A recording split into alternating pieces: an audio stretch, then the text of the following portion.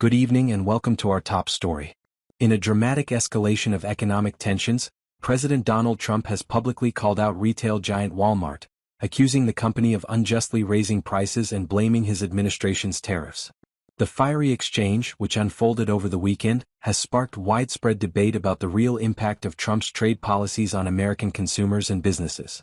On Saturday, President Trump took to Truth Social to express his frustration with Walmart's recent announcement that it would hike prices as early as next month.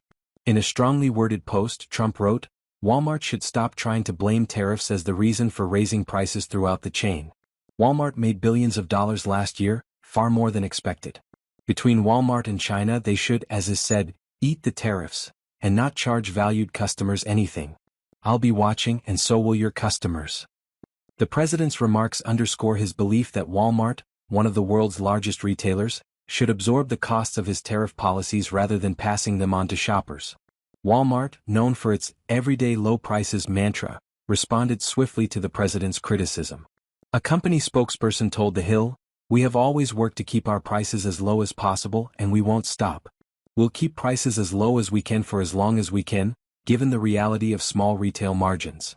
The statement highlights the delicate balance Walmart is attempting to strike as it navigates the financial pressures imposed by the administration's trade war.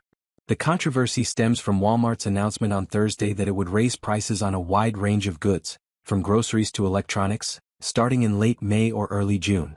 The decision was driven by the high costs associated with Trump's tariffs, particularly on imports from China, which account for a significant portion of Walmart's inventory. CEO Doug McMillon, speaking during an earnings call, acknowledged the strain, stating, "We will do our best to keep our prices as low as possible, but given the magnitude of the tariffs, even at the reduced levels announced this week, we aren't able to absorb all the pressure given the reality of narrow retail margins." McMillon's comments reflect the challenges faced by retailers operating in an environment of economic uncertainty. Walmart's financial performance adds another layer to the story. On Thursday, the company reported that its first quarter profits had slipped to $4.45 billion, or 56 cents per share, down from $5.10 billion, or 63 cents per share a year earlier. The decline, coupled with the decision not to provide a profit outlook for the current quarter, signals Walmart's cautious approach amid fluctuating tariff policies.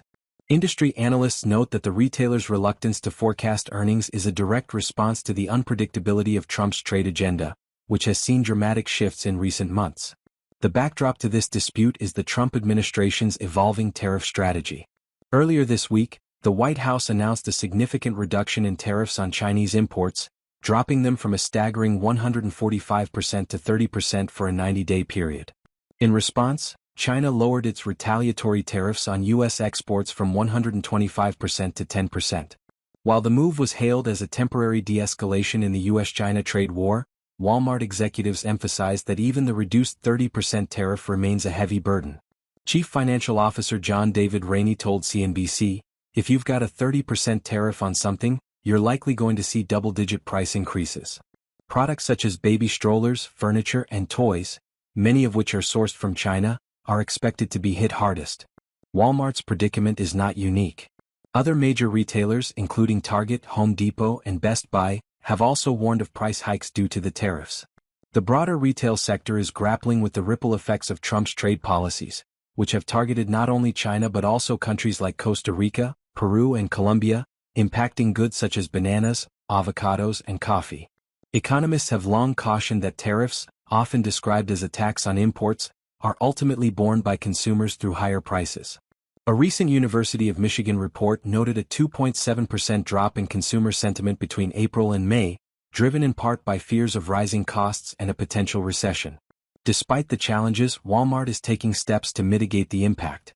The company is working with suppliers to substitute tariff-affected materials, such as replacing aluminum with fiberglass, and exploring alternative sourcing options from countries like Vietnam and India. Additionally, Walmart has reduced order sizes for items expected to see significant price increases, anticipating weaker consumer demand. However, these measures may not be enough to shield shoppers from the full impact of the tariffs. The public reaction to Walmart's price hike announcement has been swift and vocal. Social media platforms like X are buzzing with commentary, with some users accusing Trump's tariffs of betraying his promise to lower costs for American families. One post read, Walmart is raising prices because Trump's tariffs jacked up import costs, and instead of punishing China, it's punishing you.